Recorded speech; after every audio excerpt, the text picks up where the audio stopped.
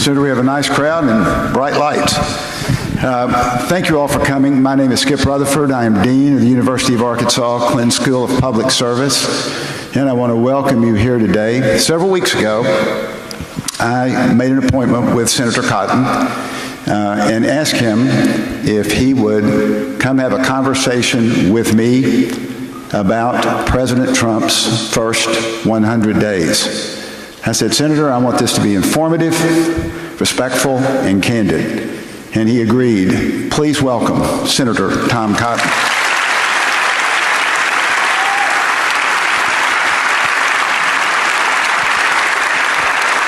I want to welcome Senator Cotton's wife, Anna, and his parents, Avis and Lynn Cotton, who are with us. Please thank them.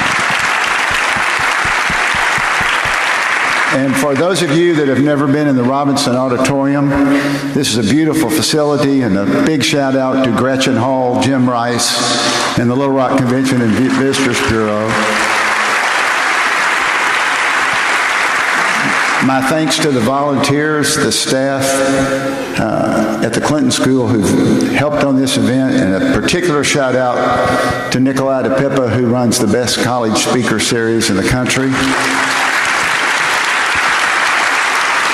And if I could ask that you please turn your cell phones and other electronic devices off, because we've got people that are watching this via live stream, and I would appreciate so they can watch as well.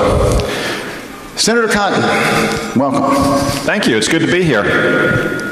Real Clear Politics, in an article, headline of an article, described you, quote, as a valued Trump wingman in the Senate. Being a military guy, you probably appreciate that.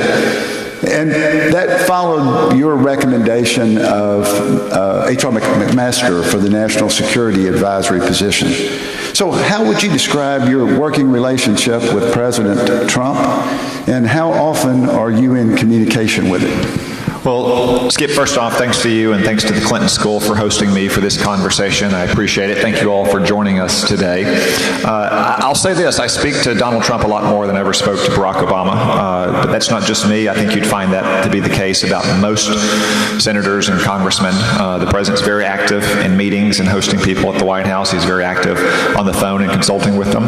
I've made some recommendations to him on personnel that he's followed, like H.R. McMaster or John Kelly. I've made others that he declined to follow. That's his call, though. But we probably talk, on a weekly basis, either in person at the White House or over the phone. And I try to get him to see things the way I think that we should go for the good of the country and for the good of Arkansas. And when he's right, I support him. When he's wrong, I try to change his mind. And if he doesn't, then I'll have to oppose him. But that's kind of the approach I take with President Trump, the kind of approach I took with President Obama. I just happen to think that President Trump is right a lot more than President Obama was. Well, you said you would support him when you thought he was right, and you would try to change his direction when you disagreed with him, and you made that statement at the Aspen Institute last summer when you were speaking there at the Ideas Institute. And when the Ryan healthcare bill was introduced, you took a very vocal stand against it. And spoke out very boldly against that healthcare bill that President Trump ultimately endorsed. Now, so we're getting ready to go back. Where do you think we are, or where do you think President Trump is on health care legislation? And are people mindful of the fact that, like in states like Arkansas, there are 300,000 people on insurance because of Medicaid expansion? So what's the president thinking on this? Sure.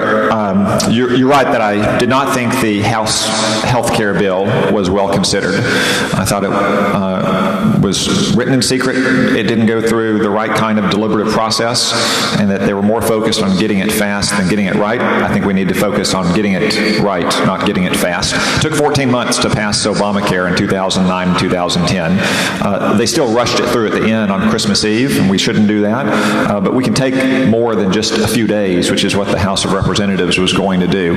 And part of the flaw in that is not just a matter of timing or process or open and transparent deliberation. deliberations on a topic as complicated as health care, there's a real chance to make a mistake when you rush something through that fast. Remember, Obamacare barely survived a second Supreme Court challenge a couple years ago that many people claim was based on a drafting error, not a constitutional problem, but a drafting error. So President Trump, let the House take the lead on that. I'd say that's really the one false start we've seen in these first 100 days of his presidency. I believe now he's taking a more active, hands-on role.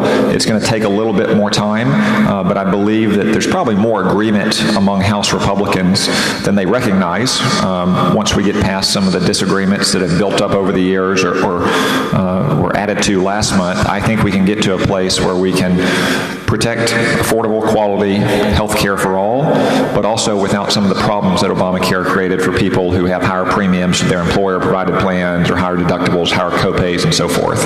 I think the House of Representatives is closer between the various groups of Republicans than they maybe even realize, and I think the President taking a hands-on role in that is probably going to be a good thing because, again, this is, I'd say, the one biggest setback we've seen in these first 100 days. It's also the one place where he deferred most to traditional Washington Republicans. So do you think that when he comes back before tax reform, before infrastructure, do you think he'll try to push health care out there first?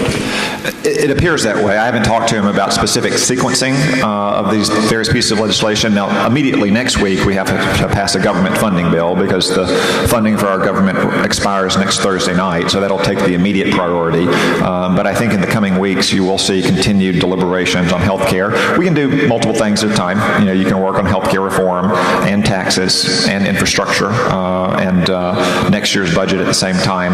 But there's good reasons why you want to move on health care reform. Insurers right now are trying to get certainty for the 2018 plan year. We're going to have open enrollment later this year for all of our insurance plans. I fear that you're going to see more rate increases. You're going to see more insurers withdrawing from counties all across the country. We're down to one third of the counties in the country only have one insurer.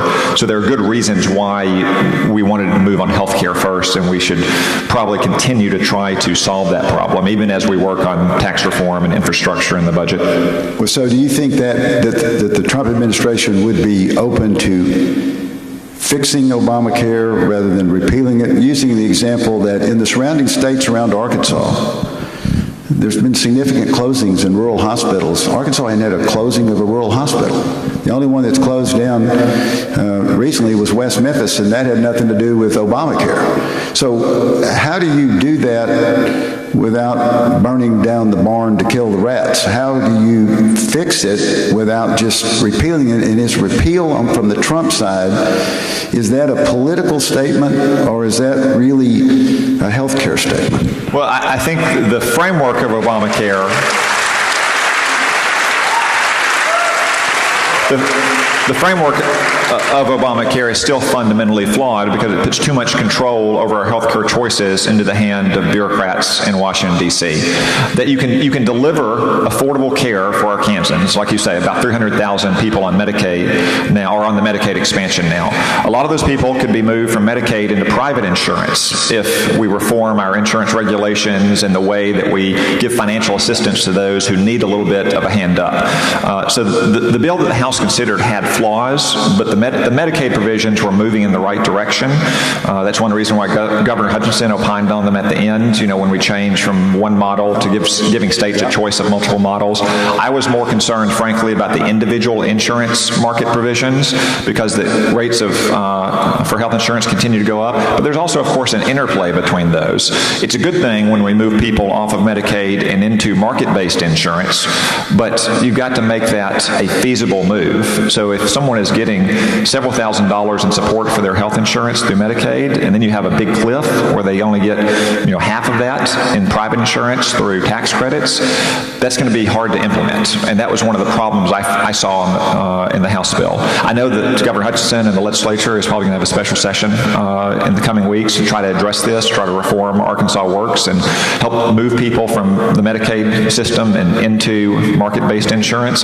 That's one of the priorities that we have on health care going forward in Washington as well. Well, if you had to give a percentage ranking, what would you put the number on passing are repealing and reforming Obamacare in this session? What would you put the percentage? Well, before the false start in the House in March, I would have said 100%. So now I'd say it's a little bit less than 100, but it's still well north of 50%. You know, we campaigned on this for 4 straight elections. We had big victories in 3 of them, in part because of it. And as I said, Obamacare is not going to get better. You know, when we have open enrollment season this year around the country, rates are going to continue to increase. Insurers are going to continue to withdraw out of counties.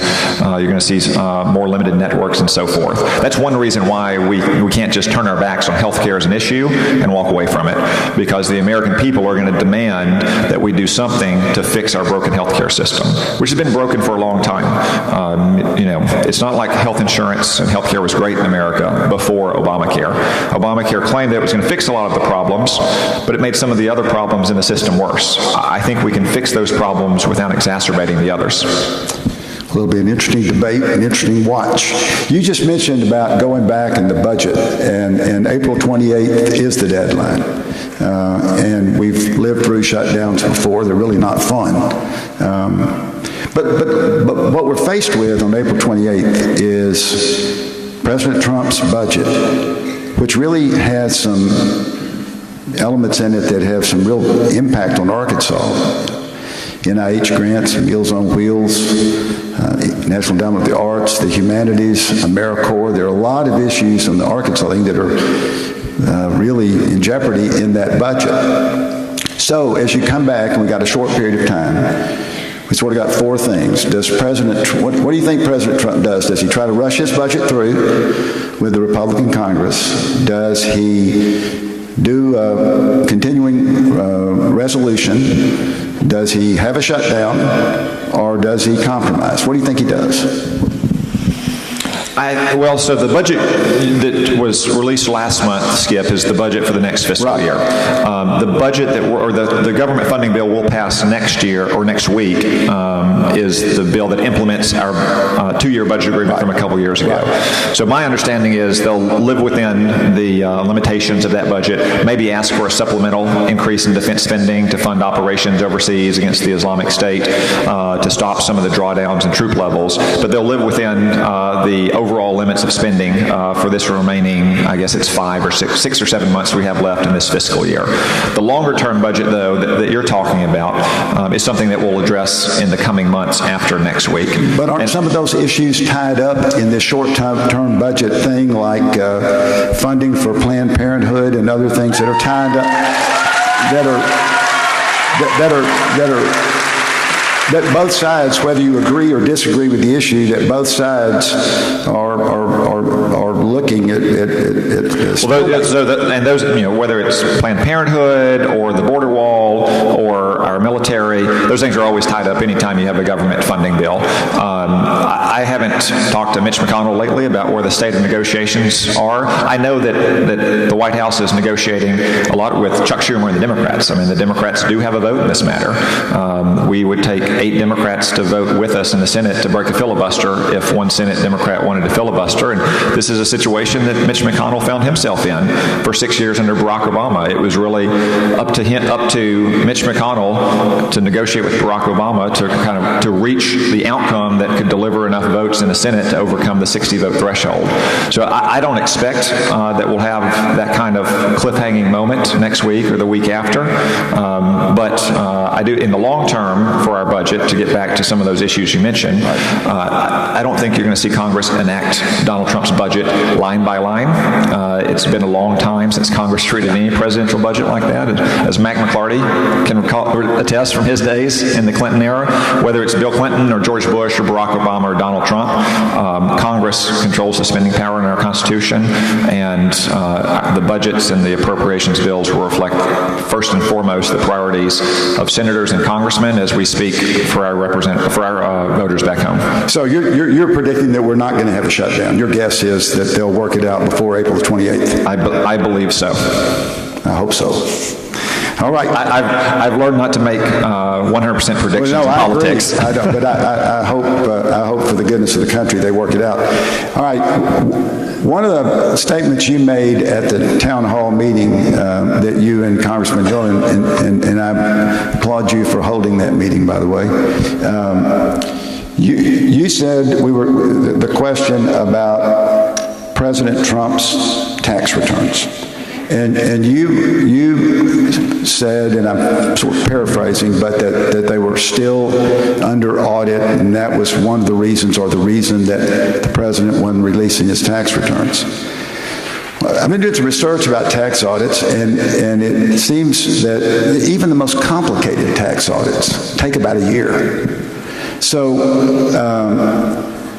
given the fact that there's allegations of cozy business relationships, given the fact that there's allegations of Russians meddling in the 2016 elections, wouldn't it just be better for him just to get that stuff out there and just release it?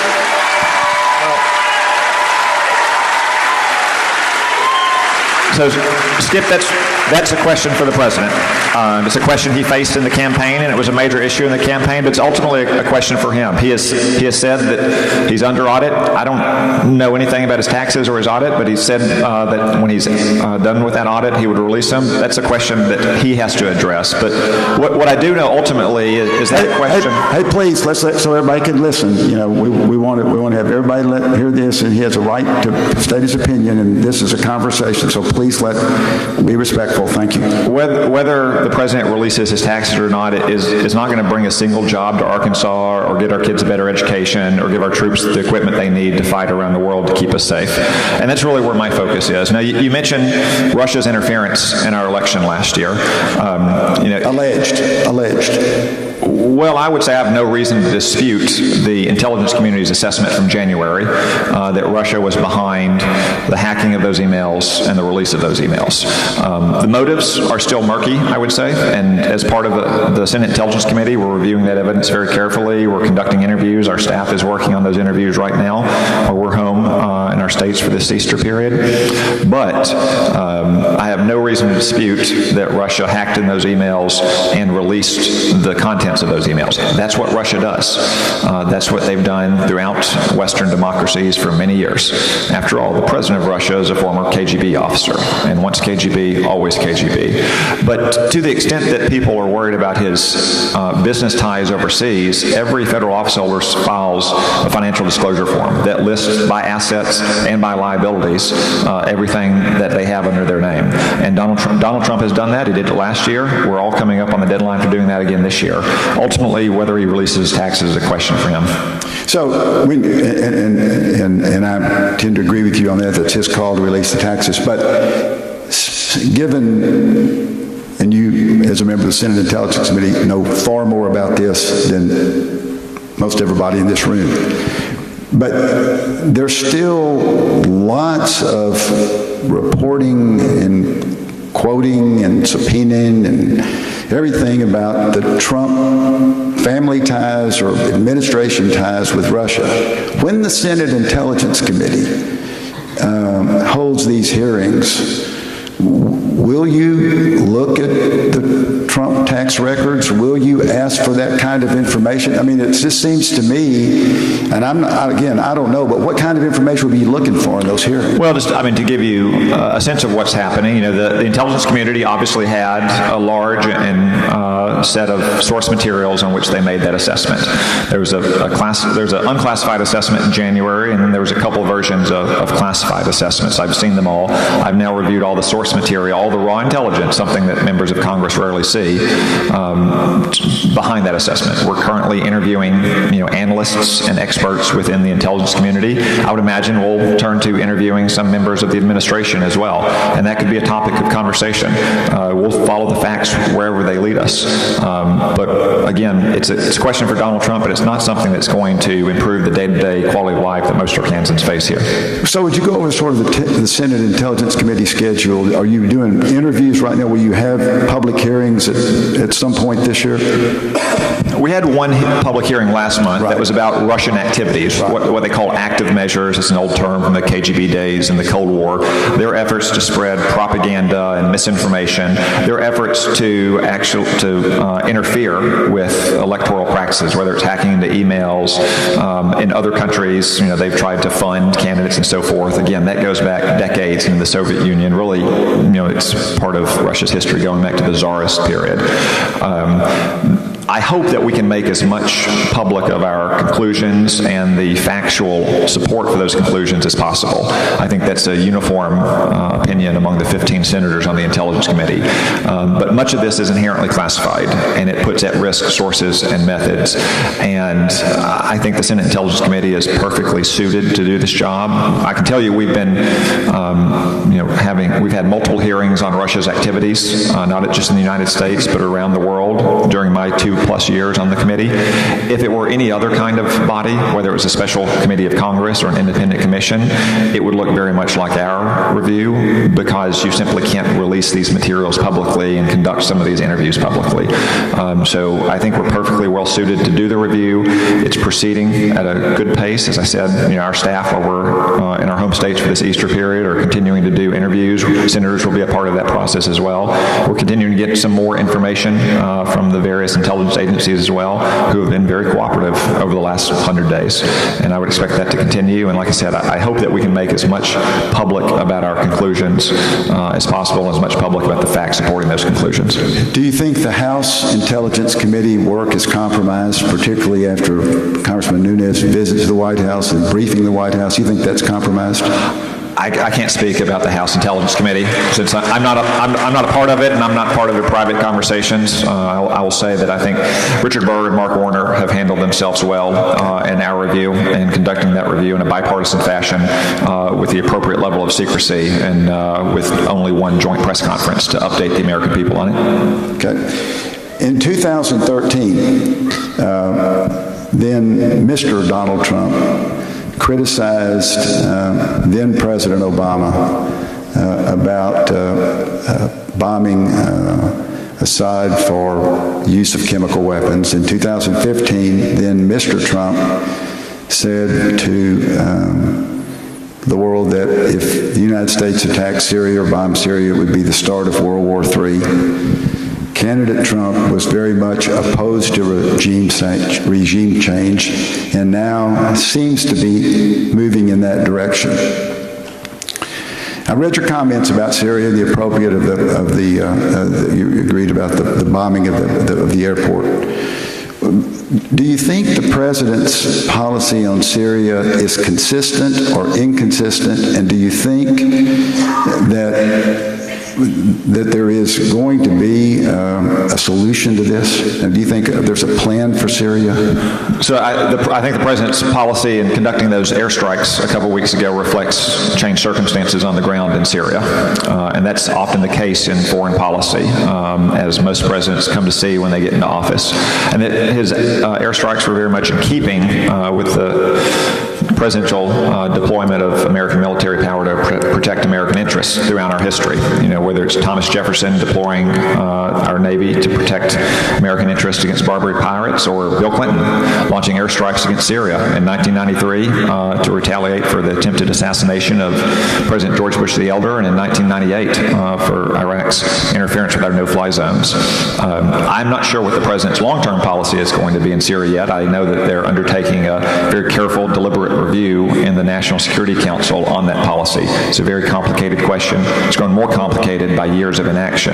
But I do think the president made the right decision that when Bashar al-Assad used those chemical weapons, once again on his people, to include on innocent little kids that you all saw writhing in pain and suffocating to death, that it was right to strike that airfield. Now, he didn't say that we're going to overthrow Bashar al-Assad. He didn't say that we're going to occupy Syria for 10 years. He didn't say that we're going to establish a Jeffersonian democracy there. He said essentially, mess with the bull, get the horns. And sometimes America has to say that, just like Ronald Reagan did in 1986 in Libya, in retaliation for Muammar Gaddafi's regime supporting terrorism against NATO soldiers and service members in Europe. He didn't try to overthrow the Gaddafi regime or occupy Libya or to establish democracy in Tripoli. He made a targeted, proportionate strike to teach Muammar Gaddafi a lesson, and, as importantly right now, given the last 8 years, to restore American credibility in the world. And I don't think it was a coincidence that happened while he was at dinner with the Chinese president. Well, and I respect that, and I think that's a fair analysis. But again, in 2013 and in 2015, Mr. Trump had seen pictures of chemical attacks on children. So, I mean, I respect, look, every person, every man or woman has a right to change his or her mind, and I respect that. But I think the thought of inaction, Mr. Trump was encouraging President Obama not to act. So, again, I respect the fact that President Trump now can change his mind.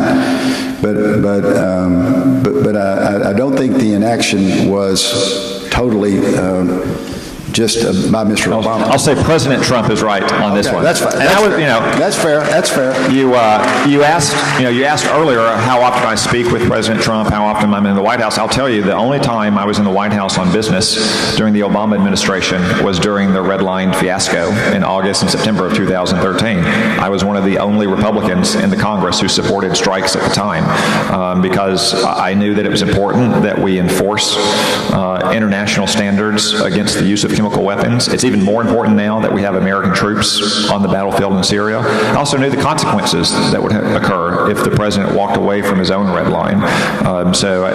Whatever anyone else was saying, we had a lot of people in both parties in the Congress who were singing one tune in 2013 and singing a different tune in 2017. I have consistently thought that it's in America's interest to stop Syria from using those chemical weapons, even more so now that we have American citizens fighting in Syria and that we have our allied citizens fighting in Syria as well. Okay, let's shift to North Korea. And you know a lot about these issues. I mean, you clearly, and I respect that.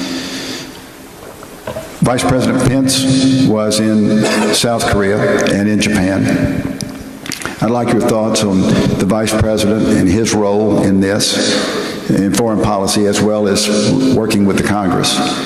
But, and again, I don't mean this in a derogatory way, but as a defense guy, the story of we're sending a carrier to the North Korea waters to send a signal that we're show of force, and we turn around and that carrier is going in the opposite direction.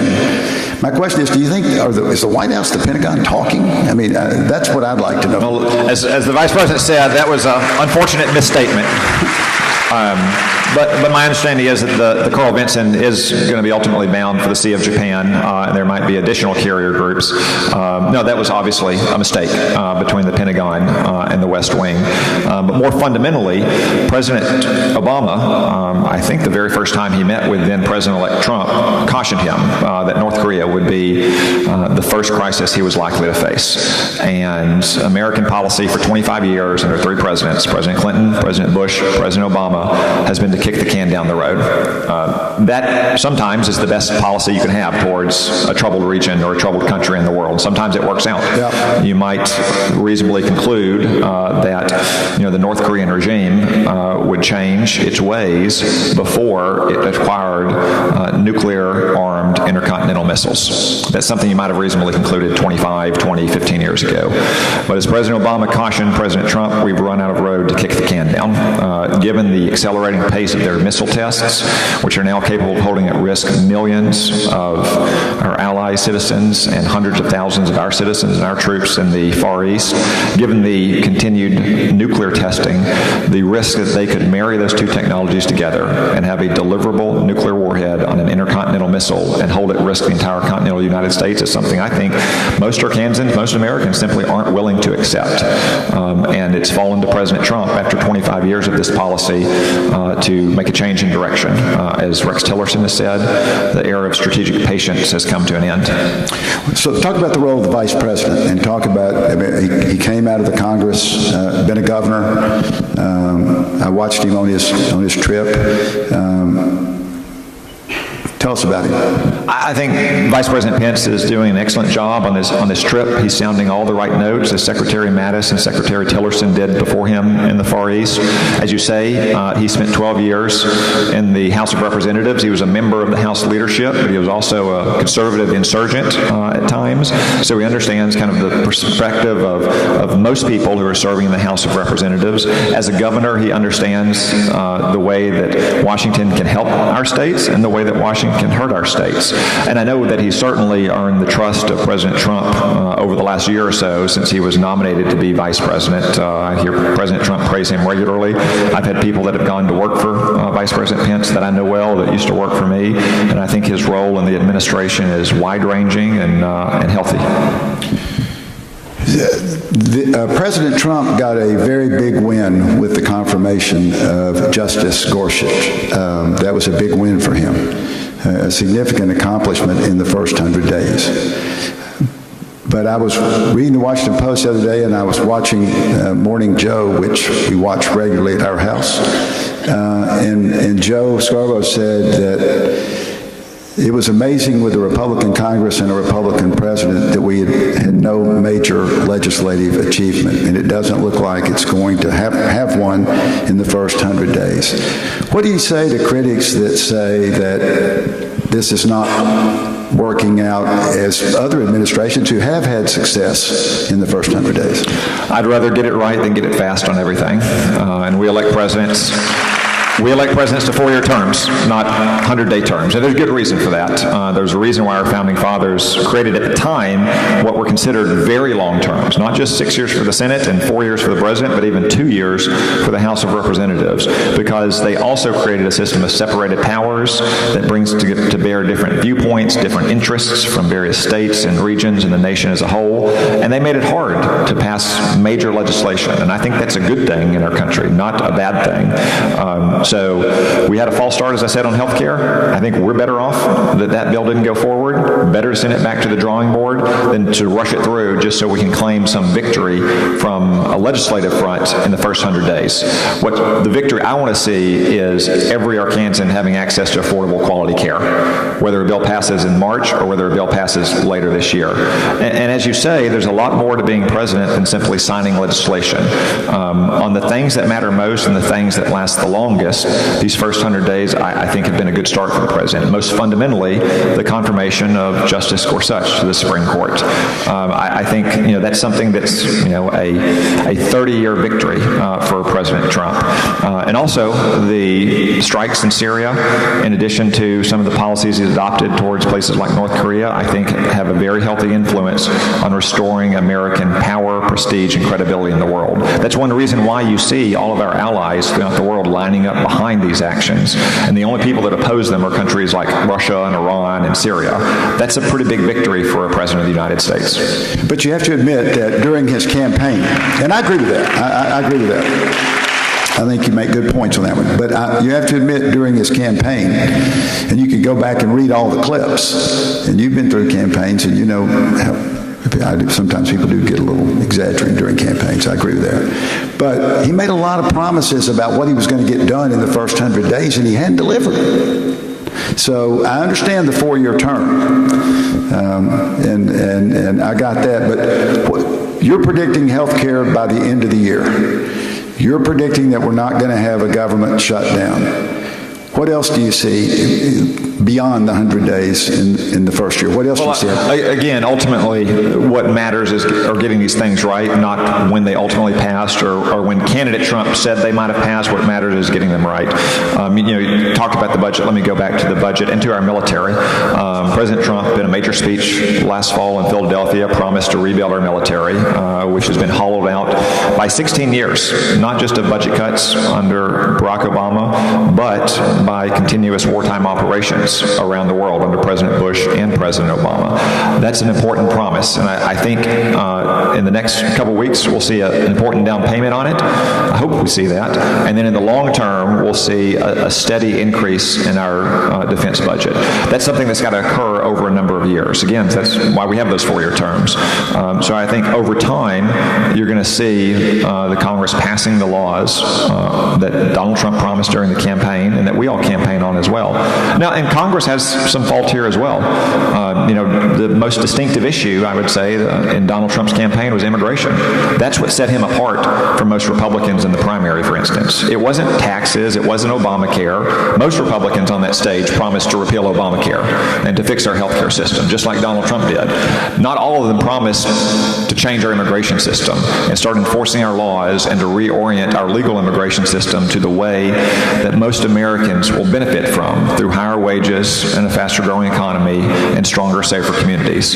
There hasn't been a large push in Congress for that. I've introduced legislation with David Perdue, a senator from Georgia, but there's not a lot of other activity on it. So this is not just Donald Trump's not the only reason why legislation hasn't passed in the first 100 days. We in Congress could do a better job of reflecting on the results of the 2016 election and what it meant for what the establishment Republicans in Washington were promising for so many years, and whether that really is the priority of all Americans, but especially the people that voted for us. Well, I appreciate you bringing that up because the travel ban and President Trump's good friend and close advisor Rudy Giuliani said it was a Muslim ban. President Trump said it wasn't. Some people said it wasn't. But clearly, that didn't go very well in the first 100 days. And so,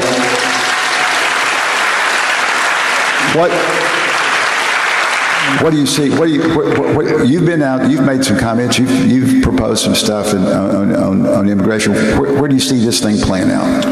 Well, ultimately, the president largely has the authority he needs to implement a security enforcement agenda. Secretary of Homeland Security John Kelly gave a speech this week about that very point. And John Kelly is a great American. He was a 4-star Marine, the longest-serving member of our armed forces by the time he retired, and a Gold Star father who lost his own son in combat. And he was defending the people that he now leads at Homeland Security who are enforcing our laws.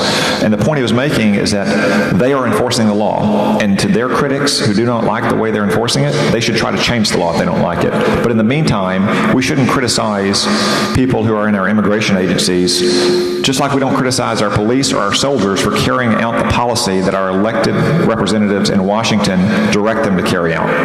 So on the security enforcement side, the president largely has the power that he needs.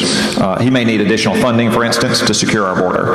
On the travel pause, you're right that the first effort at that seemed to be a little disorganized at some places. But the second order was well considered. It was staffed out to all the relevant agencies. They removed Iraq from it, for instance, because of concerns of the Iraqi government and our military and the State Department. Of course, it's not a Muslim ban because there are dozens of countries all around the world that are majority or almost exclusively Muslim, to which it did not apply.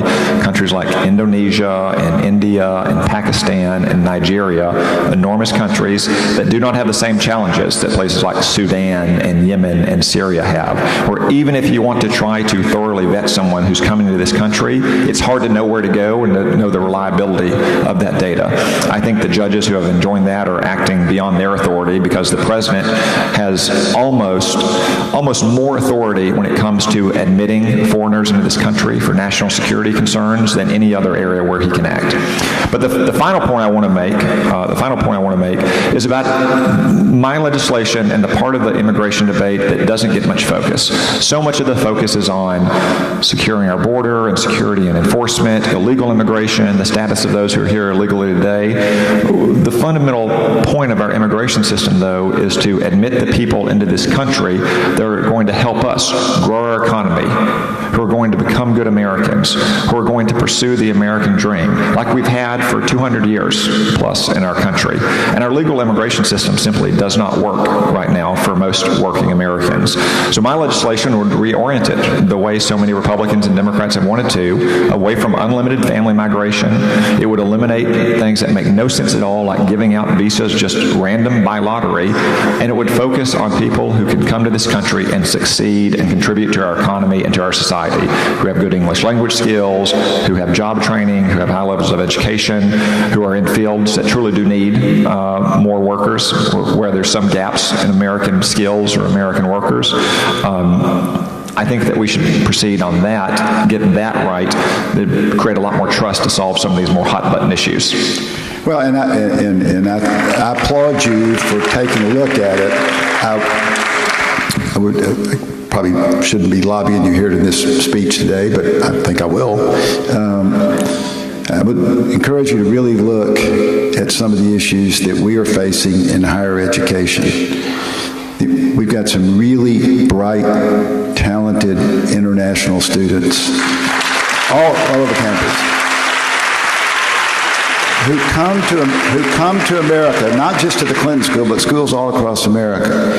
And they're either going to make a difference in their home countries when they go back, or they're going to make a difference in America if they stay. And quite frankly, Senator, in the last 3 to 4 months, not only on our campus, but on other campuses, they're scared to death.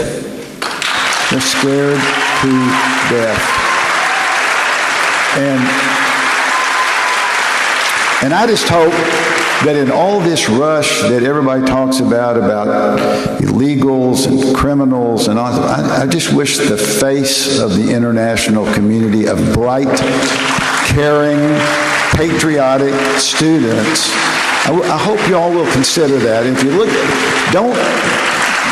if you can, don't penalize the college students. They're not terrorists. They're good, decent people, and they're trying to do the right thing. And Skip, I can tell you that in my conversations with President Trump about immigration, he would largely agree. He frequently cites the Canadian and the Australian models, that we need to have a legal immigration system that attracts the very best, most talented people in the world who are likely to come here. I mean, it's like having an NFL draft, except you get all the first-round picks. Because people, like, if you have, a brilliant scientist or a brilliant computer scientist, and they have a chance to leave a country where they don't have economic opportunity, they don't have the gifts of liberty and prosperity that we do, and they look around the world and where they want to go, they will come to the United States. Now, they may not be able to come under our current system, which doesn't work in many ways. Only 1 out of every 15 people come here because of their skills and their ability to succeed in our economy. They may go to Australia, they may go to Canada because those countries have smarter legal immigration systems, but they would rather come here. They have more access to Capitol Hill here to start a business, more opportunity to get a job, more opportunity to get continuing education. There's no question that the most talented people in the world, if they're looking at where they can succeed, America is still the best destination.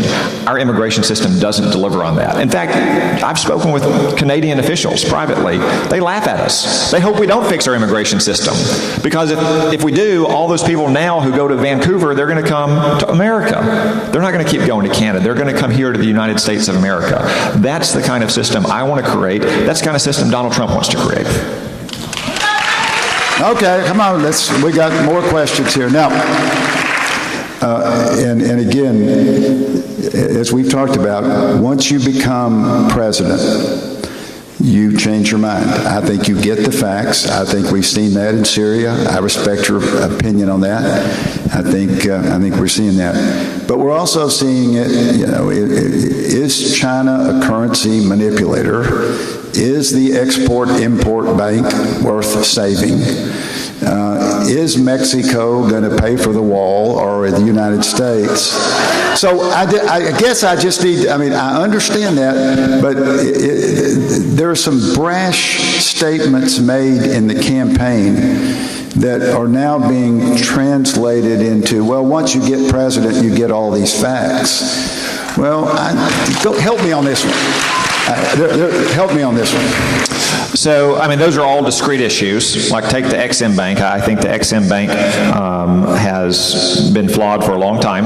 That's why I voted against its reauthorization, because it skews way too heavily towards the biggest businesses in the world that have perfectly strong balance sheets, and they can go out and get funding from Wall Street banks. But take China as a currency manipulator. I think the president sees the role that China is going to play in North Korea. And I think as he said, I mean, I think he tweeted about this. I don't think he said it. I think he tweeted about it, that he thinks that we can use China's desire for trade with the United States as a way to put leverage on them to deal with North Korea. That's something that most presidents haven't done for a long time. For decades, most presidents have more or less treated open trade with America and our nearly $20 trillion economy as something that underwrites global prosperity and stability. That's not the only way to look at it. The other way to look at it is we have the largest market in the world. Most countries are desperate to trade with us, and that we can ask them to do things for us outside the trade domain. So if the president thinks that not labeling China a currency manipulator might help us denuclearize the Korean Peninsula, I think that's a prudent calculation. Okay, let's talk about his tweets. No, I'm serious. He's got 27 million followers. And you just cited a tweet, which I cite tweets. So, do you follow his tweets? Are you briefed on his tweets? What does Congress think of his tweets? I would say don't miss the forest for the tweets. That's a good line. So certainly I have his tweets brought to my attention if they're relevant to what I'm doing, which they're not always. If I'm coming to interview you about his first 100 days and performance in office, what he's saying about special elections here or there are not all that relevant. But like with any major statement of an administration official, whether it was Barack Obama or Donald Trump or a senior cabinet secretary, especially in an area where I'm focused, my team keeps me apprised of what's being said. I don't have any problem with the president using Twitter. I might suggest he sometimes change the way he uses it, but Twitter is an important way to reach out to the American people. I don't know how many people use Twitter actively, but it's in the tens of millions of people in this country now, maybe over 100 million. And just like FDR scandalized a lot of politicians in his day by starting the fireside chats, just like Barack Obama changed the weekly radio address to a weekly address on YouTube, Donald Trump is using Twitter to reach out to other people. Well, because there's no doubt, I mean, whether you agree or disagree with President Trump, there's no doubt that his late night tweets or early morning tweets set the day's agenda often. They often set the day's agenda. But, in preparation for this interview, I've been following your tweets. And I got first of all, I got to say that from April, this is a good fact. From April 1 to April 15th, Donald Trump tweeted 55 times. Tom Cotton tweeted 90 times. So you're making a run at him for the number of tweets. But I do think that Twitter is an effective media, and I do think, and I agree with you, I think Donald Trump has used it as effectively as anybody I've ever seen. Yeah, so I mean, I think ultimately when people criticize his use of Twitter, what they are criticizing is this or that specific statement on Twitter, not the overall use of it. Yeah. I think it's perfectly appropriate for any president, any elected official, any public figure, if they want to communicate to a mass audience, and that audience is now increasingly on not just Twitter, but other forms of social media, to use those medium. What people complain about when they complain about his tweets are probably the content of this or that tweet. And I say this as a former Senate staffer myself, and I'm going to throw a little homer out there in the fact that you've got a great staff. Your staff does really good work. I've worked with a lot of staff. Democrats. You're not supposed to say that in public. I'm telling you. Get the big head. Yeah, I know, but they do. They really do good work, and I applaud you for that. That's a credit to you. But I want to shift to President Trump's staff. I wanted to clarify that on the front end. We've had Steve Bannon on and then off the National Security Council. We've had Michael Flynn retired. We've had Sean Spicer's Holocaust centers. We've had the Kushner-Bannon fight in public. We've now saying we're not going to display or release the White House visitor logs because we're not going to let you know who's coming in to do the people's business. What do you really think about how effective his staff is? Well, I'll let you in on a secret that I know about the West Wing. I can tell you where the power really lies. Sarah Huckabee Sanders. With all, with all the back and forth in media, all the intrigue, and all the sniping in the media, I can tell you where the power truly lies, and that's with Donald Trump. Ultimately, the President of the United States is the one who's elected to make these decisions. You know, they say that the biggest 18 inches in basketball is the distance from the head coach's seat to the assistant coach's seat, because it's the distance between advising and deciding. And that's the same thing about the 3 feet over the HMS Resolute desk. You can take lots of advice, but ultimately the President is the one who makes these decisions. And that's not just me speaking. You know, that's what Bob Gates wrote in his first memoir. Bob Gates served 8 different presidents in 2 different cabinet positions, multiple times in the West Wing for Republicans and Democrats alike. And he says, once you've been in the West Wing, you realize pretty quickly that very few people have any power there, except for the President. You know, the privilege of working in the White House and being able to be a witness to history is what repays all those hours and all the stress and all the pressure. It's not that you somehow get to be the Svengali behind the scenes pulling the strings of Richard Nixon to Barack Obama, to cite all the presidents for whom he worked except for Bill Clinton.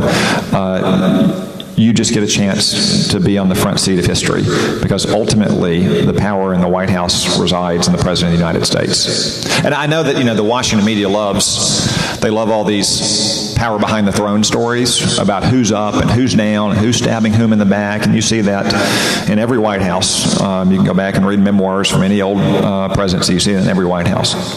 But power behind the throne stories are interesting when there is a throne, because the person who sits in a throne didn't get there by an election. He got there by an accident of birth, and he may not be either capable or interested in governing well.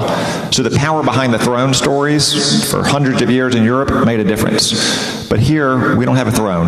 We have an Oval Office. And the person who sits in the Oval Office got there because he raised his hand and said, I'm the best person to govern this country. And he got 60 to 70 million of his countrymen to agree to it. And that kind of person doesn't just defer modestly to those around him that are on his paid staff. Not Donald Trump, not Barack Obama, not George Bush, not Bill Clinton, or not any other one.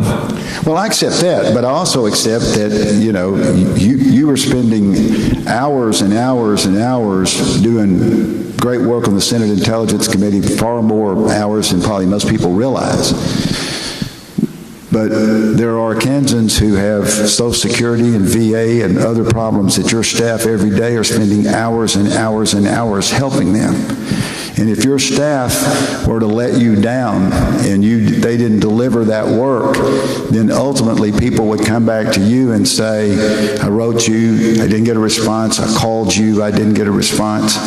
Again, I don't expect President Trump, I don't think anybody does, expects him to micromanage all the issues in the White House.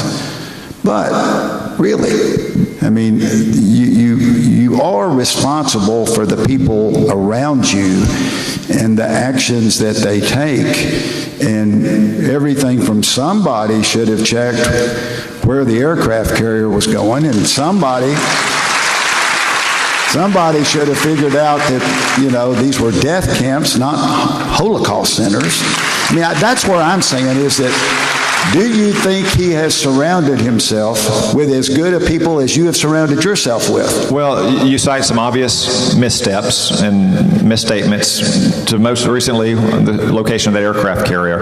But some of the examples you give about the things that I can't do personally while I'm voting on the Senate floor or sitting in a committee, those are not White House operations anyway. Those are cabinet operations. And again, to go back to Bob Gates, you know, in the early days of the Obama administration, he was by far the most experienced person, and he was a holdover from the Bush administration. So they had a summit at the White House between White House staff and cabinet secretaries. And he made a very important point that people too often overlook, not just the public at large, but people who are in these roles, saying to the White House staff, your job is to advise the president. You campaign with him, you know him, he trusts you, he listens to you, he makes the decisions, but he needs your advice. Your job is not to implement that policy. It's not to conduct operations. And that's true no matter what the domain is. The West Wing tried to micromanage military operations in Afghanistan, or they tried to micromanage the development of a website that Health and Human Services should have been doing. So on so much of what the government does, the White House should not be involved in it. When they do it, as Gates says, it's usually inefficient, and sometimes immoral, and sometimes illegal.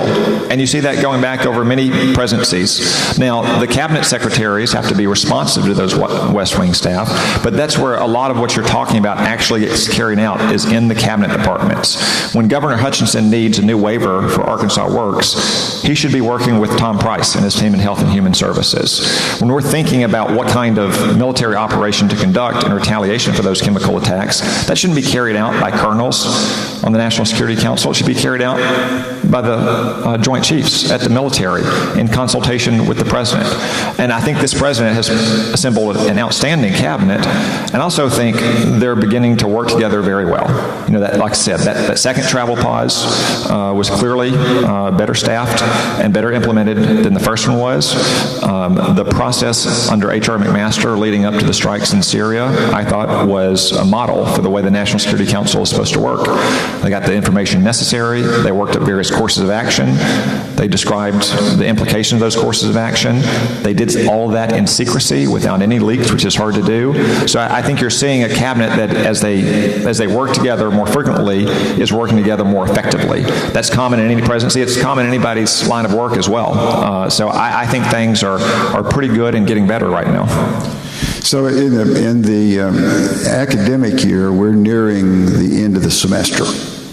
And in the Trump administration, we're nearing the end of 100 days. One of the things we have to do at the end of the semester is that we have to give grades.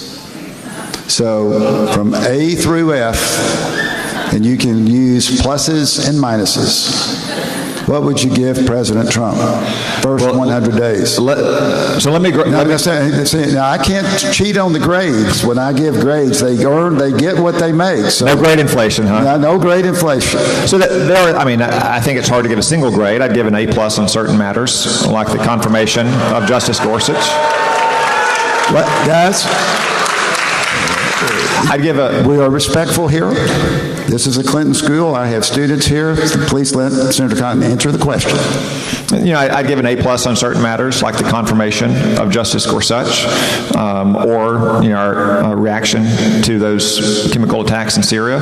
There are other things I'd give a lower grade on. So I'd give a B on the nominations process. Again, I think the President has assembled a good cabinet, but we're falling behind in populating the rest of the government. And as capable as I think someone like John Kelly is at Homeland Security, he can't run a department by himself that's got 300,000 employees. He needs a deputy secretary, he needs an undersecretary. The White House needs to move faster on getting those nominations to us. The Senate took too long to confirm some of these nominees, in my opinion, but right now we essentially have none pending. So we're open for business, and we got a lot of people to nominate and confirm, and the White House needs to move a little bit faster on those.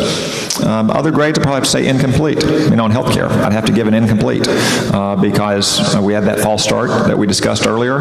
It's something that's going to have to be done, hopefully done sooner rather than later, but hopefully done in a deliberate fashion that gets it right. So since on most report cards you get multiple grades, I'll give multiple grades to the President based on the topic. That's fair.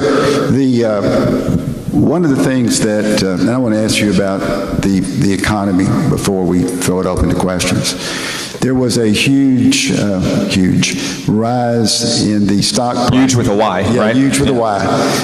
In the stock prices, sort of unexpected peak between the election and the inauguration. As you look at the first 100 days, and you look at the Dow and the S&P, in the S&P 500, President Trump's right now, if he finishes where he is now in the top 100, would be sixth since the S&P 500 was created in 1957. In the Dow, for the first 100 days, since over 120 years, he'd be 12th. So assess the economy as you see it right now. So From Trump's perspective, it's doing all right, but it could do a lot better. Will Trump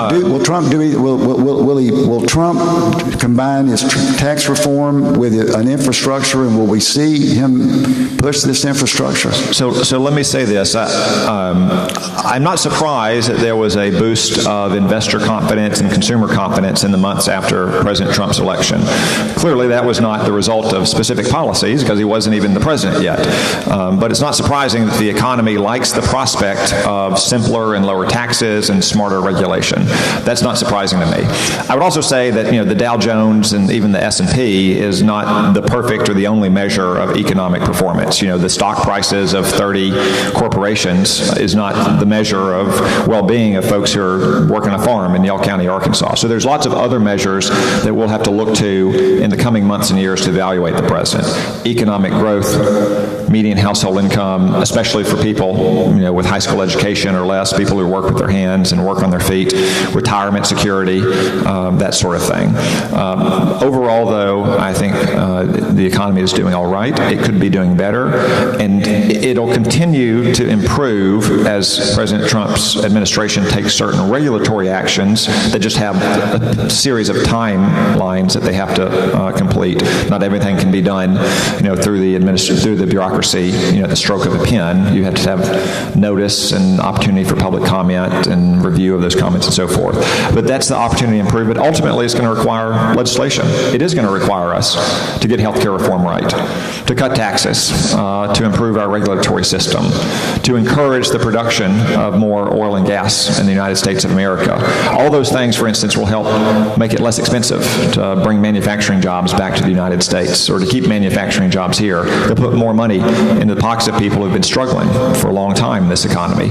Some people have been doing well. Those folks with advanced degrees who make money with their minds have been doing okay. But those people, and we have a lot of those people in Arkansas who work on farms, work in factories, work on ranches, work in the forest. They've struggled for many years under multiple presidents of different parties. And over time, to improve living conditions for them, their quality of life, we're going to have to deliver on new legislation. And again, that's why we have 2 and 4 and 6 year terms, because ultimately that's what Donald Trump will be judged on in 2020. It won't be what he tweeted in 2017 or even what he tweeted in 2013. It won't be on this or that story about backbiting or intrigue in the West Wing. In 2020, the people, especially the people that voted for Donald Trump after having voted for Barack Obama twice in critical states, are going to say, am I better off now than I was 4 years ago? Have I gotten a little bit of a pay raise? Is my health care more secure? Are my streets safe? Is America stronger in the world? Is my cousin or my nephew or my niece who's serving the Navy or the Air Force, the Army or Navy, better equipped and better trained than they were? That's what Donald Trump's going to be judged on. It's his results. And those results are going to be a long, multi-year process to judge. All right, we've taken some questions we had some written questions. Nick?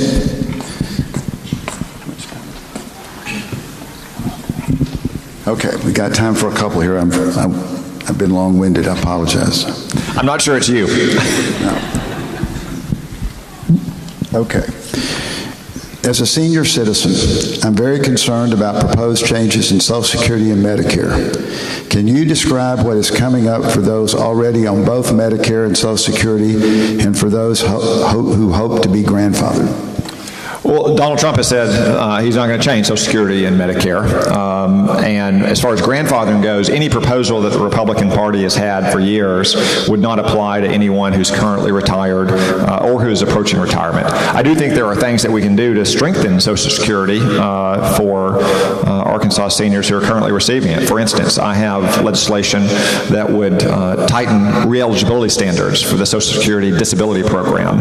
Make sure those people who need it and who can't recover stay on it, but people who can recover and get back to work do so. That would save hundreds of billions of dollars and make the Social Security Trust Fund stronger. So it's just one example of ways that we can take more targeted approaches to trying to protect Social Security and Medicare for all the Arkansans who depend on it and who paid into it for a living or for an entire lifetime. Does the current lack of civility concern you in any way? If so, what can you personally do about it? Well, I think the most important thing our elected leaders can do is try to be civil and respectful ourselves. Look, we have very strong disagreements in this country. We have some in this room, apparently. That's normal. We got 3 million people in the state of Arkansas. Very different parts of the state, diverse viewpoints, interests, different aspirations and values, and that's just multiplied by 100 when you have a country of 325 million people. Do I never lose my temper? I'll confess that I have on occasion. But in general, I do my very best to work in a cooperative fashion, in a civil and respectful fashion with the Democrats who serve with me in the Congress, and also to listen to Arkansans when they disagree with me, to explain myself, try to persuade them if I can. But, you know, when you're a politician, if you can get 2-to-1 majority on your side, you're sitting on easy street. And that means I've still got 1 million Arkansans who disagree with me on this or that issue if I got 2-to-1 agreement. Well, and I'm going to leave with your capable staff the rest of these questions that you can have. I do want to say one thing, that I very much appreciate you being here today. I very much appreciate your answers, your thoughts, whether people agree or disagree. You're to be applauded for this. Thank you for coming to the Clinton School. Thank you all for coming. Thank you for being respectful. We'll do this again. Thank you very much. Thanks, Skip. Appreciate it. Thanks to the Clinton School.